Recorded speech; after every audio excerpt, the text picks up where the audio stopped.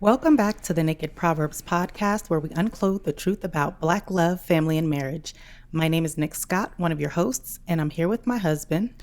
What's going on? It's your boy Rich, and today we are going to talk about the importance of representation. Right at the beginning of every episode, we always remind our listeners that we are not trained, licensed, or professional therapists or counselors. We've been married for quite a while, so we like to use Naked Proverbs as our platform to share our advice, our experience, our stories, and of course, our opinions. If you haven't already, make sure you subscribe to the Naked Proverbs on whatever platform you listen to podcasts on. And if you like what you hear, show us your love and support by becoming a patron. But we also want you to show us your love by giving us a 5-star rating. That was my part. I know, but you take so long. Okay. As always, each week, each episode, we like to start off by saying thank you to our listeners. We wouldn't be here without you. So this past week, there was a lot of comments, articles, Facebook posts about Honey Pot. Honey Pot is a plant-based feminine care, feminine hygiene company. They produce different products for women. And if you didn't know, it is owned by a Black female entrepreneur. And at the end of February, Target ran an ad that had this entrepreneur in it, and she made a statement at the end of the ad. I mean, honestly, I'm not going to lie. The ad was not even that memorable to me, and maybe it's because I'm not, it's not targeted to me. But, I thought it was a nice ad, but it was a typical Target ad to me. But for Black History, they chose to have this Black entrepreneur that has a product in their stores share about her product. And then she basically made a comment that was based around she would like to see more African-American women become entrepreneurs.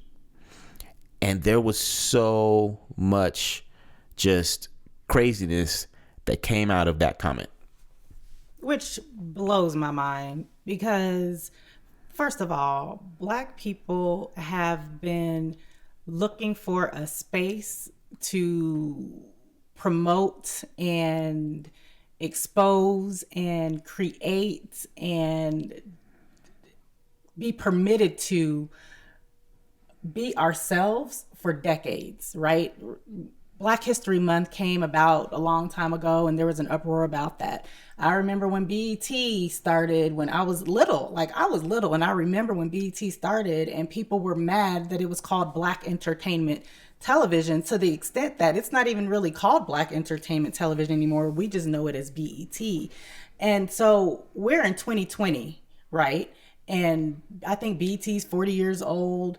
Black History Month's been around for, I don't even know how long, more than 40 years. And we're in 2020, and we have people who are mad because someone is saying, I want to see more of people that look like me, little girls who aspire to be like me in Target. Like, what kind of person gets mad about that? I'm going to read actually what she said. What she said was, the reason why it's so important for the Honey Pot to do well is so that the next Black girl that comes up with a great idea could have a better opportunity. That means a lot to me. And that's basically how she wrapped up her ad, because in her ad, she was just talking about, what it's like to be the founder. It was really, I felt like, a really nice ad, and we'll post it for our patrons. But ultimately, people started calling her a racist and saying that her products apparently weren't for anybody but Black people or Black women, because not Black people, but Black women. That's not what she said. Like, she didn't say anything about my products are only for Black women or, anything like that. She was just saying that ultimately she wants to see more Black girls, women get into entrepreneurship. I read an article, because when I tell you this is everywhere, I'm talking Forbes magazines writing articles. I mean, it's on every channel. I mean, it is everywhere. Google it if you don't believe me. Everybody's talking about it. And So when I started reading one of the articles, it talked about, I believe that it's like 0.0006% of crowdfunding is for African American women entrepreneurs. So we're talking less than a penny is going towards crowdfunding for Black women to become entrepreneurs. And that's crazy. It is crazy. And I don't understand how having pride in your culture, and again, like I said, wanting to see your people, your family, your cousins, your friends advance, I don't understand how that's racist.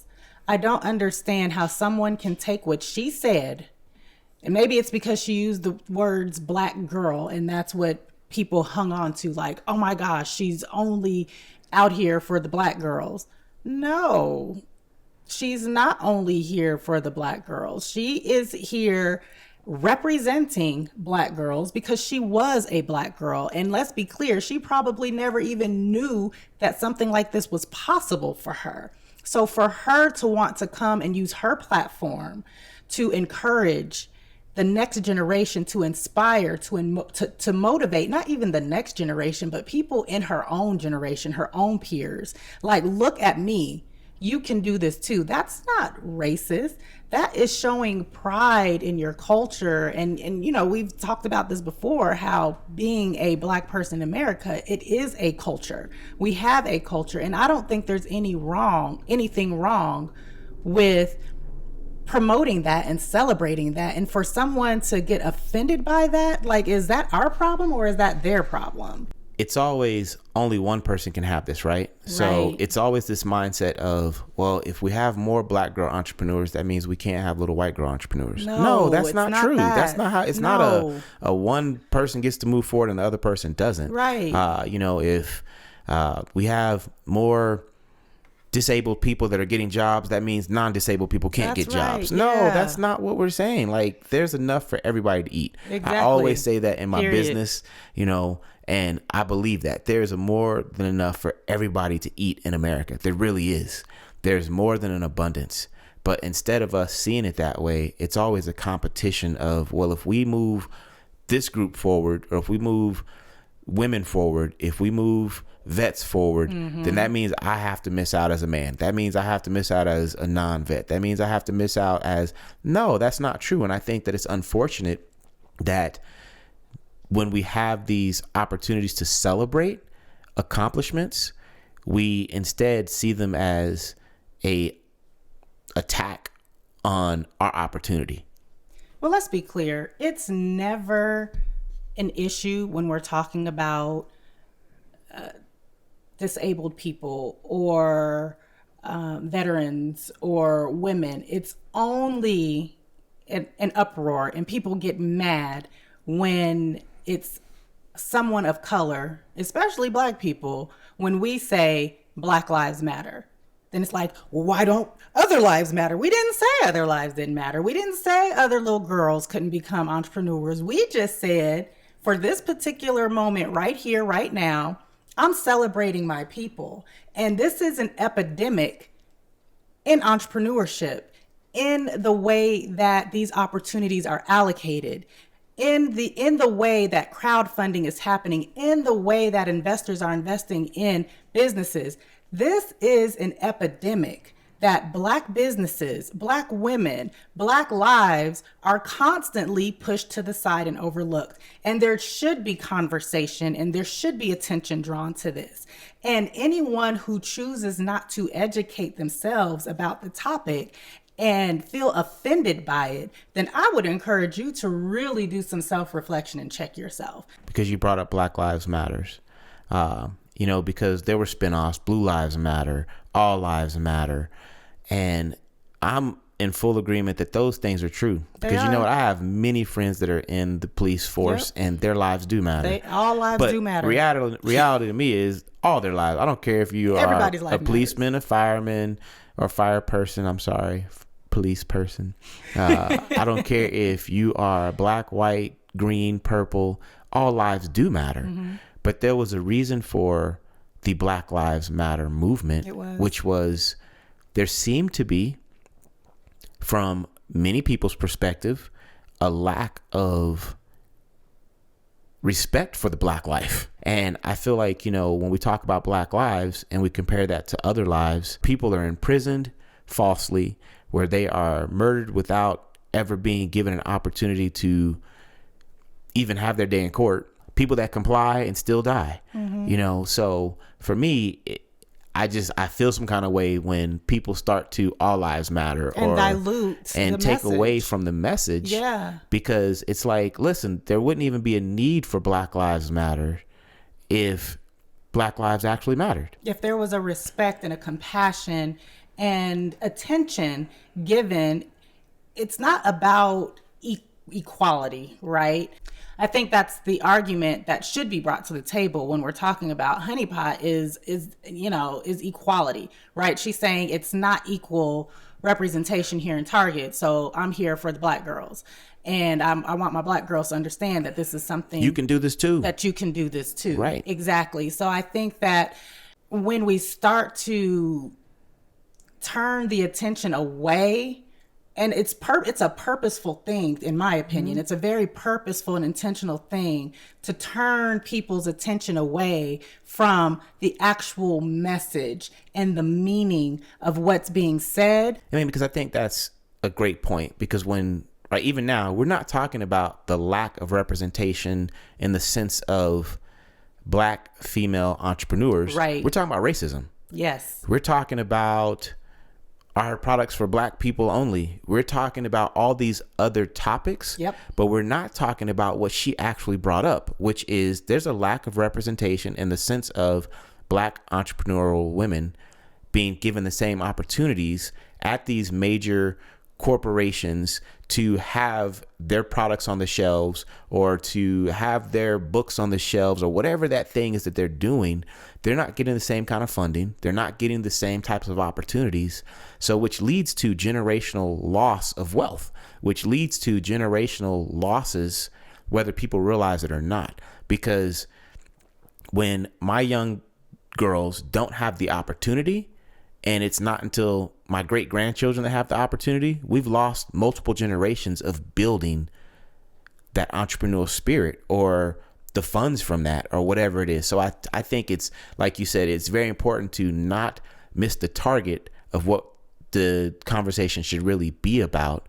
Because ultimately, if you don't know, with this, there were all these negative reviews that were basically bringing her 5-star rating down, trying to ruin her business. And then, of course, there were people that were like, well, I'm going to give positive ratings. Ultimately, they turned off the ratings because they were just like, this is ridiculous. We got people that have never even used the product making positive and negative ratings. But once again, we ended up getting off of what the subject should have really been around. So recently, I read an article, and this lady asked a question. It was one of those let me ask a question and get some feedback kind of articles. And the question, I'm going to read it to you, was, if my white child is giving her Black friend a doll, should it also be Black? And I believe that is a wonderful question. I love the fact that she even asked. And the article is very interesting. Tell us more about the article.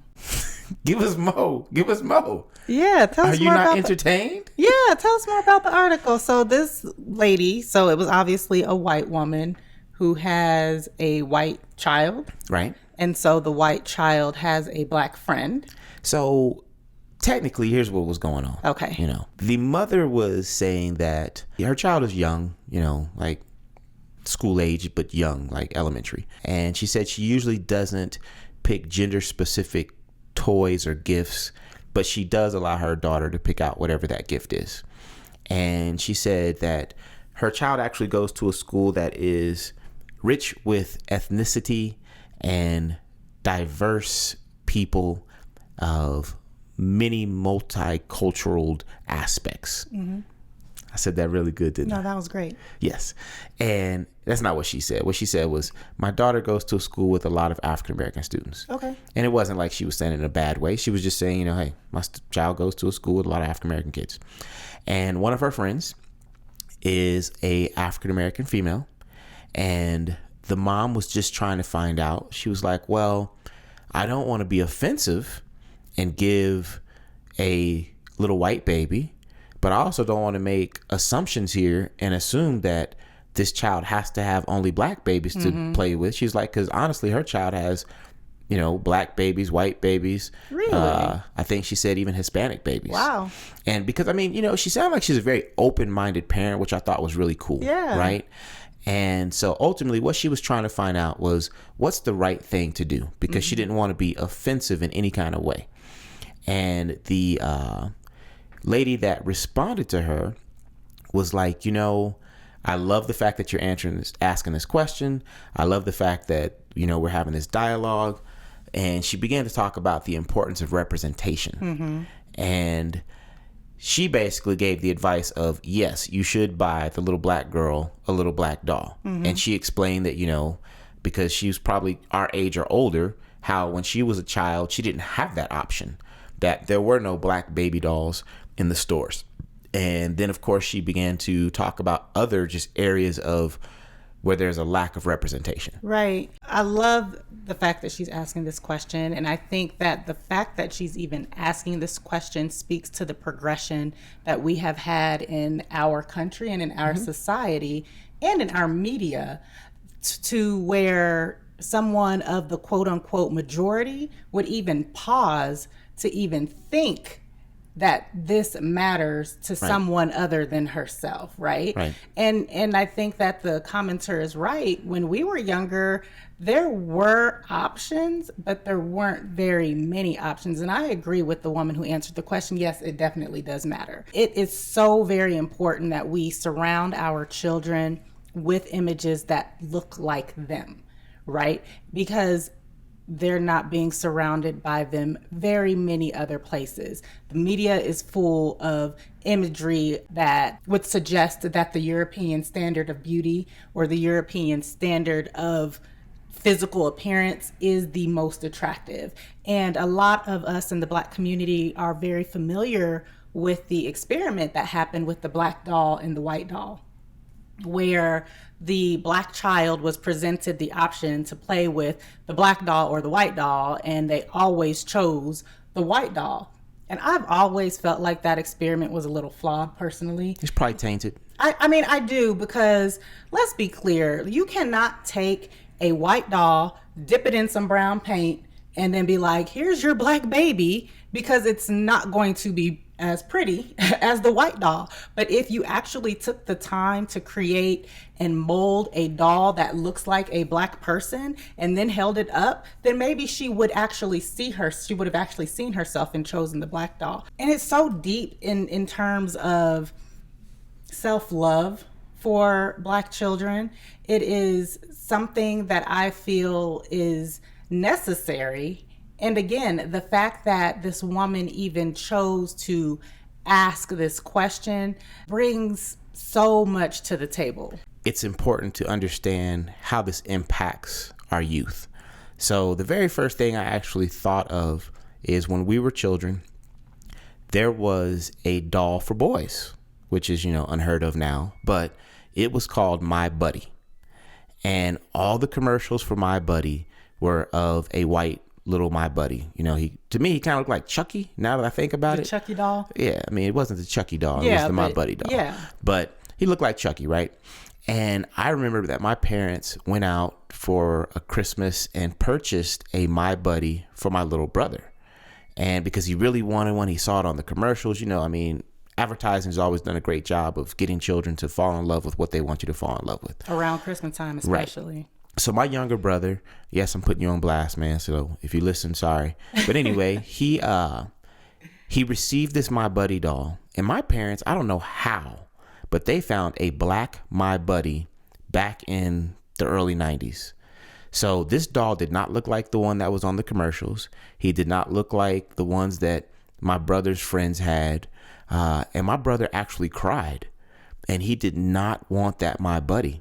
It was because the My Buddy doll did not look like what had been marketed to him and what he believed it should look like. Mm-hmm. So I remember, and my parents were all disgusted, probably because they felt like we went out of our way to find you this little chocolate My Buddy guy that looks like you. Why shouldn't your buddy look like you? And so that was the first thing I thought of when I read that article, because it showed the impact that a lack of representation can have on anyone.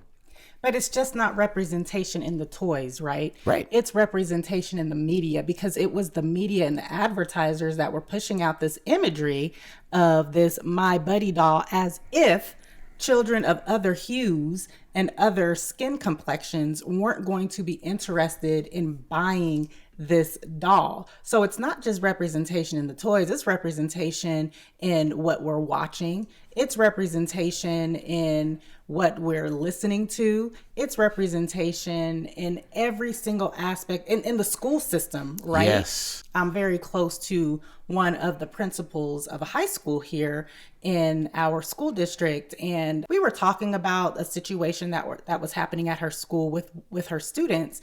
And I said to her, I said, you know what the problem is that your faculty and your staff is not representative of the population of the students at your school. Right. So some of these issues that are happening is simply because your staff and your faculty does not look like the student. When you brought this article to my attention, I immediately started, my mind just goes all over the place anyway. But with this one, it really just went 15, 20, 45 different ways, because I think representation is so important, not just for our children to grow up seeing it, but for us as parents to make sure that our children are exposed to it. I have friends that work in corporate America, and there's a lack of representation when you start talking about the C-suite. There's a lack of representation, of course, we all know, in education. And it's not just because we're in Denver. It doesn't matter where you go. There's a lack of representation in the education system. At higher ed, just across the board, there's a lack of representation. And I think that for me, it's easy to see it because I live it. Right. I feel like it's one of those things that can easily be overlooked because you don't even notice it, but I remember when I was an officer in the military and there was an officer that was transitioning out, and he told me, hey, it's hard. He said, because there are going to be times where you are the only in the room and your voice is going to be speaking for every single person of color in the unit, or, and that's hard when that pressure is being put on you all the time, that you are representing the culture as a whole for every thought, every sentence, every step, every mistake, everything you do. And when you don't have representation that is equal or reflective of the environment, that's what you find yourself in a lot of times. It is, but I guess I want to pose the question, why is representation so important? Like, we say, yes, it's important, but why? Why is representation important? You know what? The first time that I saw Black people in leadership positions across the board, I'm talking police chiefs, fire chiefs, nurses, doctors, lawyers, businessmen and women, was when I left Wichita, Kansas and moved to Atlanta, Georgia to go to Clark, Atlanta. I agree. I was able to see that I could do anything. And prior to that, I don't want to say that I didn't believe I could be anything. No, I don't want to say that I didn't think I could be anything. Right. I didn't believe I could be anything. It's almost when President Barack Obama was elected president. Yep. And all these people from my grandparents who have lived through everything but slavery that Black people have been put through, to my parents, to myself, to my nieces, my nephews, it was like, we're not just saying you can be president because it sounds good. We actually have representation to show you that it's truly possible because it's happened. It's a tangible example, right? And so we have these conversations privately all the time where I say those things that are tangible, that people can see, touch, and feel, it's easier for them to hold on to. And like you, my first experience of seeing Black people do everything under the sun was when I moved to Atlanta, Georgia. And it was so profound and powerful to me as a budding woman to see that and to be able to see, like, of course, you know, you're told as you're growing, you can do anything, you can be what you want to be. But if you've never seen anybody that looks like you doing what you want to do, how do you even know it's possible? And I remember when our children were little and Barack Obama was elected in 2008, right? So our kids were 4 and 6. And I cried, because nobody ever thought a black man with a black wife and a whole black family would be living in the White House. But B, because this was the reality that my kids got to grow up in. My kids got to grow, like, to them, a black man in the White House is normal. Right. It's normal. That's not an abnormal thing. It's not something that they're like, could it really happen? Like, is yeah, it that's possible? Impossible. Yeah. I hear you talking, but is it real? Exactly. So Right. it's normal for them. It's normal for them to see black dentists and black doctors and black attorneys and black people on the news and black people who are in the C-suite and owning their own businesses. So for our kids, it has been intentional in some ways and accidental in other ways, right? There were some things that were in our control and other things that weren't, where we made sure that they have seen this representation. It's important to understand that it's not just our children that are seeing it. It's not just African American children that are seeing these things. It is America. Yep. It is the world.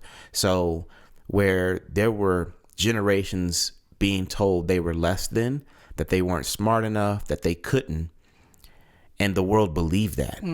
Now we are seeing that we are more than capable. We've always been more than capable, but it's actually being, I think, in some ways presented in a way that people can actually see that and believe that.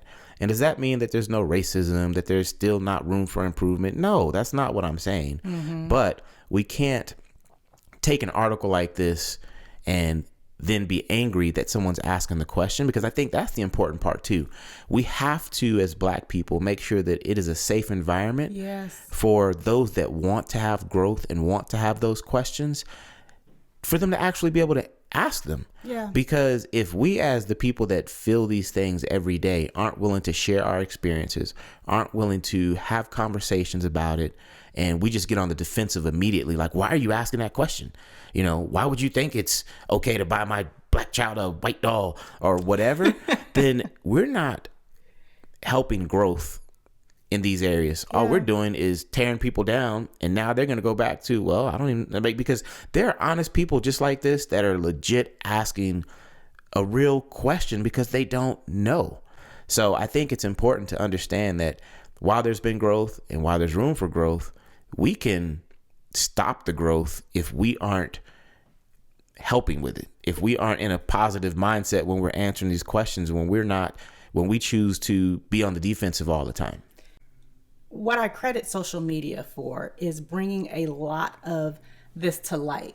If it weren't for social media, I don't think a lot of children, teenagers, or even adults would even have exposure to some of these things. And I would even go as far to say that this woman who initially asked this question in the article probably asked the question because of the social media exposure and the education that, if you're open-minded enough, that you can get from social media.